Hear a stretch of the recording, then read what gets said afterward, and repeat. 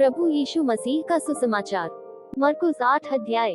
उन दिनों में जब फिर बड़ी भीड़ इकट्ठी हुई और उनके पास कुछ खाने को न था, तो उसने अपने चेलों को पास बुलाकर उनसे कहा, मुझे इस भीड़ पर तरस आता है, क्योंकि ये 3 दिन से बराबर मेरे साथ हैं और उनके पास कुछ भी खाने को नहीं।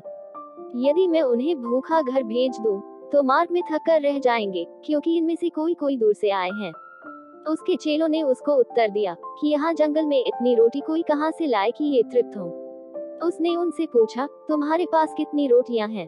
उन्होंने कहा, 7। तब उसने लोगों को भूमि पर बैठने की आज्ञा दी और वे 7 रोटियां ली और धन्यवाद करके तोड़ी और अपने चेलों को देता गया कि उनके आगे रखें, और उन्होंने लोगों के आगे परोस दिया। उनके पास थोड़ी सी छोटी मछलियां भी थी और उसने धन्यवाद करके उन्हें भी लोगों के आगे रखने की आज्ञा दी। सो वे खाकर तृप्त हो गए और शेष टुकड़ों के साथ टोकरे भरकर उठाए। और लोग 4000 के लगभग थे, और उसने उनको विदा किया। और वह तुरंत अपने चेलों के साथ नाव पर चढ़कर दलमनूता देश को चला गया। फिर फरीसी निकलकर उससे वाद विवाद करने लगे और उसे जांचने के लिए उससे कोई स्वर्गीय चिन्ह मांगा।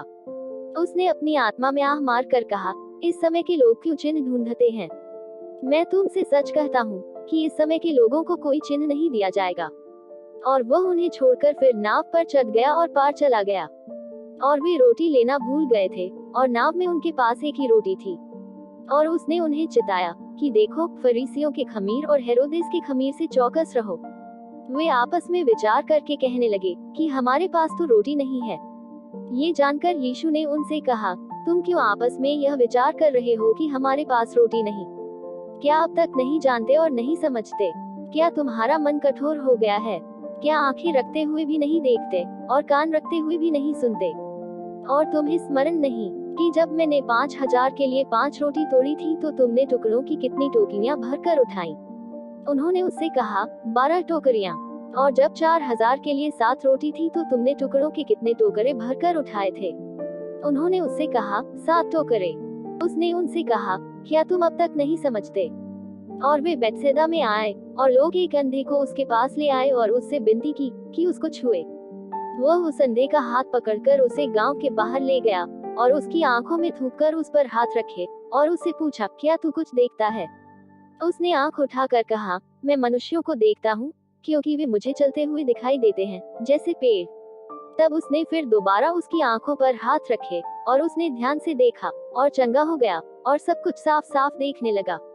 और उसने उससे यह कहकर घर भेजा कि इस गांव के भीतर पांव भी न रखना। यीशु और उसके चेले कैसरिया फिलिप्पी के गांव में चले गए, और मार्ग में उसने अपने चेलों से पूछा कि लोग मुझे क्या कहते हैं? उन्होंने उत्तर दिया कि यूहन्ना बपतिस्मा देने वाला, पर कोई एलिय्याह और कोई भविष्यद्वक्ताओं में से एक भी कहते हैं। उसने उनसे पूछा, परंतु तुम मुझे क्या कहते हो? पतरस ने उसको उत्तर दिया, तू मसीह है। तब उसने उन्हें चिताकर कहा कि मेरे विषय में ये किसी से न कहना।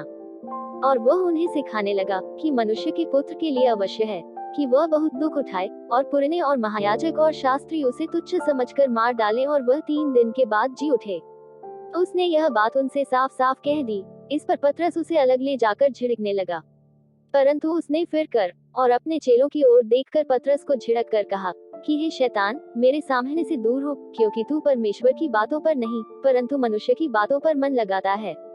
उसने भीड़ को अपने चेलों समेत पास बुलाकर उनसे कहा, जो कोई मेरे पीछे आना चाहे, वह अपने आप से इनकार करे और अपना क्रूस उठाकर मेरे पीछे हो ले। क्योंकि जो कोई अपना प्राण बचाना चाहे, वह उसे खोएगा, पर जो कोई मेरे और सुसमाचार के लिए अपना प्राण खोएगा, वह उसे बचाएगा। यदि मनुष्य सारे जगत को प्राप्त करे और अपने प्राण की हानि उठाए, तो उसे क्या लाभ होगा? और मनुष्य अपने प्राण के बदले क्या देगा? जो कोई इस व्यभिचारी और पापी जाति के बीच मुझसे और मेरी बातों से ले जाएगा, मनुष्य का पुत्र भी जब वह पवित्र दूतों के साथ अपने पिता की महिमा सहित आएगा, तब उससे भी ले जाएगा। आप सभी को इन वचनों के द्वारा ढेर सारी आशीष मिले, हम उद्धारकर्ता यीशु मसीह के नाम से मांगते हैं। आमीन। आप सभी को जय मसीह की।